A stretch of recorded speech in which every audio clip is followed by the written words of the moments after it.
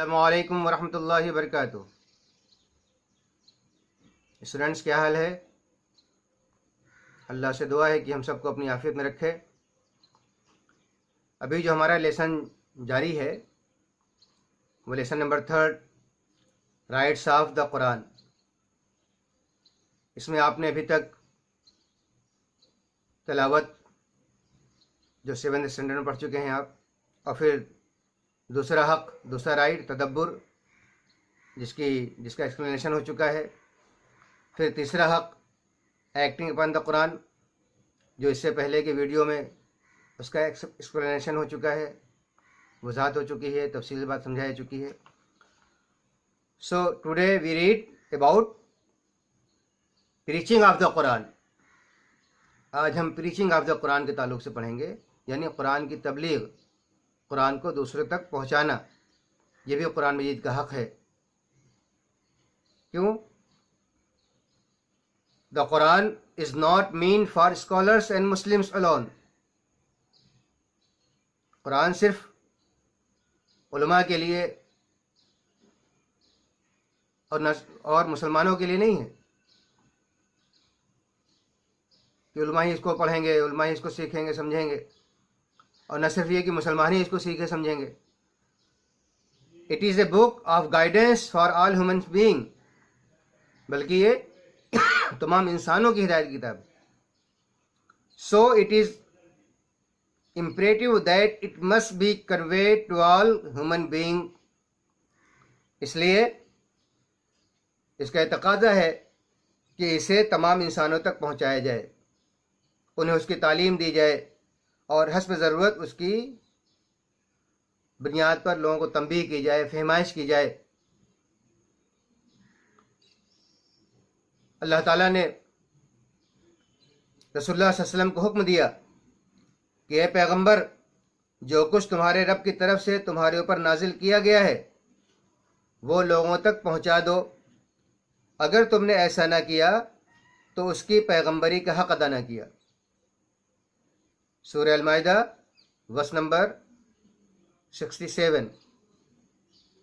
یعنی نبی کریم صلی اللہ علیہ وسلم کی، رسول اللہ صلی اللہ علیہ وسلم کی یہ بنیادی ذمہ داری ہے کہ اس قرآن کو لوگوں تک پہنچا دیں، اور پھر آپ کے بعد آپ کی ذریعہ برپا کی گئی پوری امت کی۔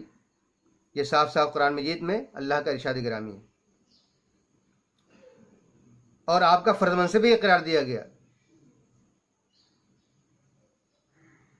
یعنی it was his duty that he would read the verse and preach from the book and its wisdom،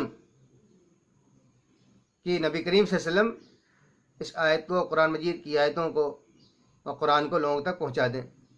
سورہ جمعہ کے اندر اللہ تعالیٰ کا ارشاد گرامی ہے، اعوذ باللہ من الشیطان الرجیم، بسم اللہ الرحمن الرحیم، هو الذی بعث فی الأمین رسولا منہم یتلو علیہم آیاتہ ویزکیہم ویعلمہم الکتاب والحکمہ وَإِن كَانُوا مِن قَبْلُ لَفِي ضَلَالٍ مُبِينٍ۔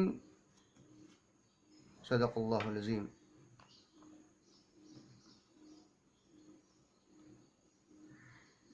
یعنی وہی اللہ ہے جس نے ان ان پڑھوں یعنی امیوں کے اندر ایک رسول خود انہی میں سے اٹھایا جو انہیں اس کی آیات سناتا ہے، ان کی زندگی سنوارتا ہے، اور ان کو کتاب اور حکمت کی تعلیم دیتا ہے، حالانکہ اس سے پہلے وہ کھلی گمراہی میں پڑے ہوئے تھے۔ سورہ جمعہ ورس نمبر 2۔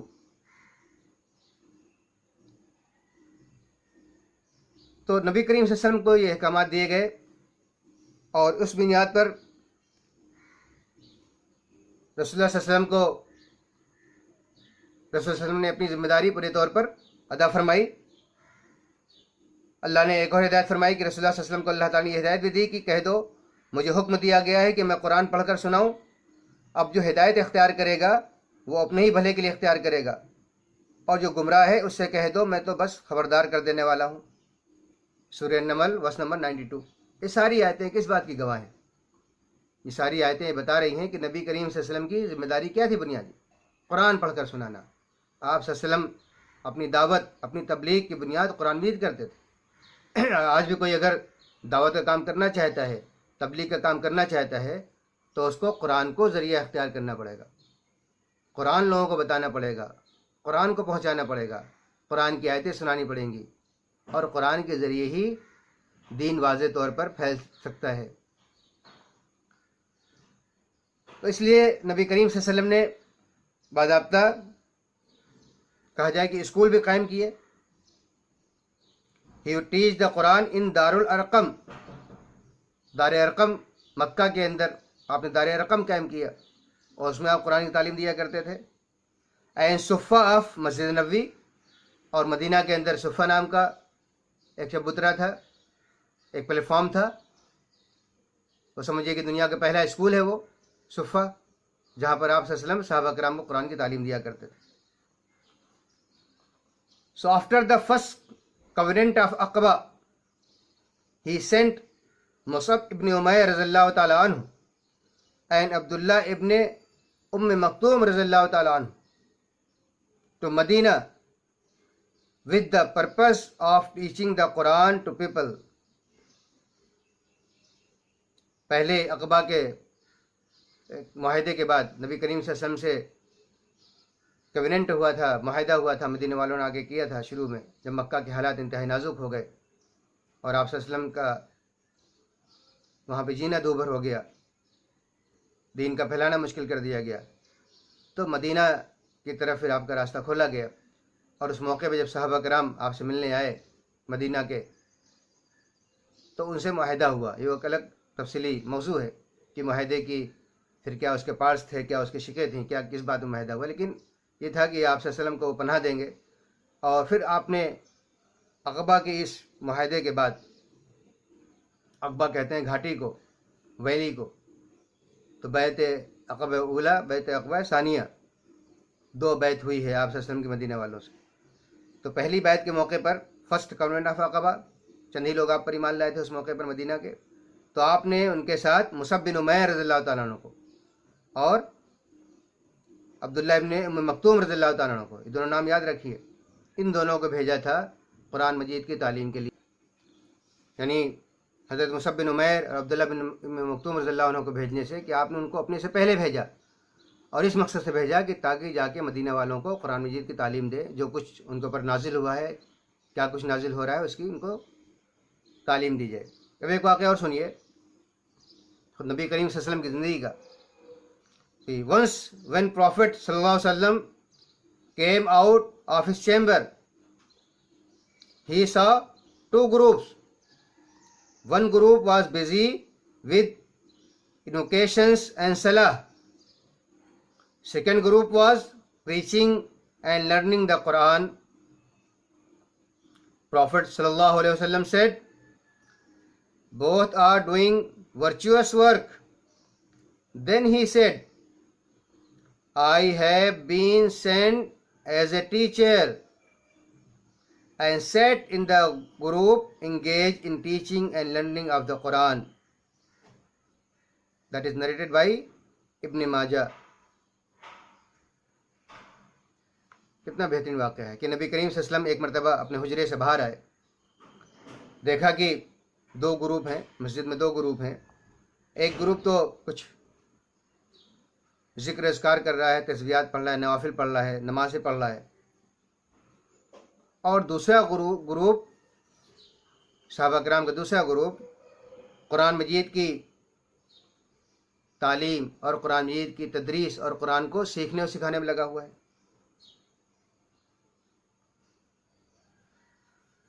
تو نبی کریم صلی اللہ علیہ وسلم نے ارشاد فرمایا کہ دونوں گروپ اچھا کام کر رہے ہیں.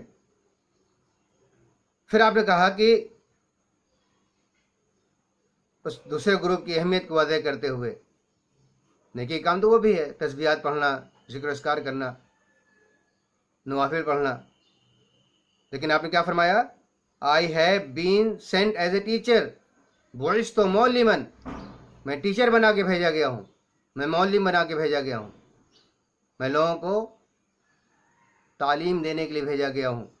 اور پھر آپ اس گروپ کے ساتھ بیٹھ گئے آپ نے اس گروپ کا ساتھ دیا جو گروپ قرآن مجید کی تعلیم اور قرآن مجید کی تدریس میں لگا ہوا تھا، قرآن کو سیکھنے سکھانے میں لگا ہوا تھا۔ نبی صلی اللہ علیہ وسلم نے اس گروپ میں اپنے آپ کو شامل کیا۔ یہ ان لوگوں کے لیے بڑی بشارت ہے، یہ ان لوگوں کے لیے بڑی سعادت کی بات ہے جو تدریس کا، پڑھانے لکھانے کا کام کرتے ہیں۔ گویا ہماری نسبت جو اساتذہ ہیں، جو ٹیچرز ہیں، ان کو یہ بات کو سمجھنا چاہیے کہ ان کی سب سے بڑی نسبت نبی کریم صلی اللہ علیہ وسلم سے ہے۔ آپ صلی اللہ علیہ وسلم نے اپنے آپ کو معلم کہا ہے، آپ صلی اللہ علیہ وسلم نے اپنے آپ کو ٹیچر کہا ہے۔ کتنی بڑی نسبت ہو گئی کہ جو بات نبی صلی اللہ علیہ وسلم اپنے لیے فرمائے وہ چیز ہم اس کام کو اگر آگے بڑھ کے کرنے والے بن جائیں تو کتنے بڑے فضل اور کتنی بڑی سعادت کی بات ہوگی۔ تو اس طرح سے ہم دیکھتے ہیں کہ نبی کریم صلی اللہ علیہ وسلم قرآن کو کی تدریس و تعلیم وہ آپ کی نہ صرف فرض منصبی آپ کے اوپر تھا، اور آپ نے اس کے لیے ہر طرح کے ذرائع اور ہر طرح کی چیزیں اختیار کی۔ نبی کریم صلی اللہ علیہ وسلم نے حضرت معاذ ابن جبل رضی اللہ تعالیٰ عنہ کو، حضرت معاذ ابن جبل رضی اللہ عنہ کو یمن کا قاضی بنا کے بھیجا، اور ان کو اس بات کی ہدایت دی کہ لوگوں کا فیصلہ قرآن اور اسلامک لاز کے ذریعے کریں۔ نبی کریم صلی اللہ علیہ وسلم کے بعد صحابہ کرام نے بھی اس کا بڑا اہتمام کیا، قرآن کو پہنچانے کا، قرآن کو سیکھنے کا اور سکھانے کا، اور اس قدر اہتمام فرمایا کہ حضرت عمر رضی اللہ تعالیٰ عنہ کے پیریڈ میں حضرت عمر فاروق رضی اللہ تعالیٰ عنہ نے تعلیم و قرآن کا پورا جال پھیلا دیا، جگہ جگہ مدارس، جگہ جگہ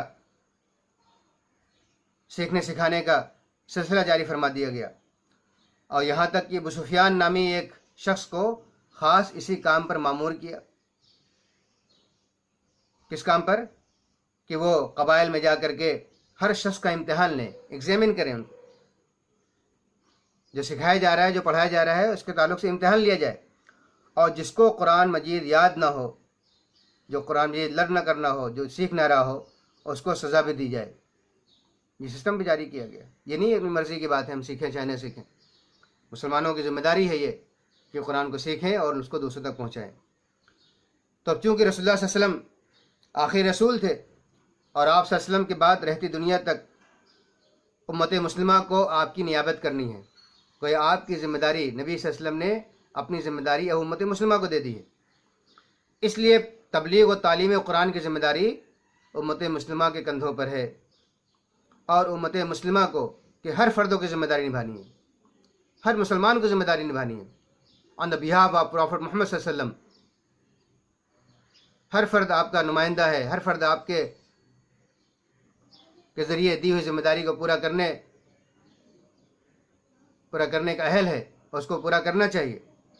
نبی کریم صلی اللہ علیہ وسلم نے اس کی باضابطہ ہدایت دی، آپ نے اسی لیے رسول اللہ صلی اللہ علیہ وسلم نے خود حجۃ الوداع کے موقع پہ تاکید فرمائی، لاسٹ سرمن ہے نا، آخری خطبے میں پروفیٹ صلی اللہ علیہ وسلم therefore emphasized in his sermon of last Hajj,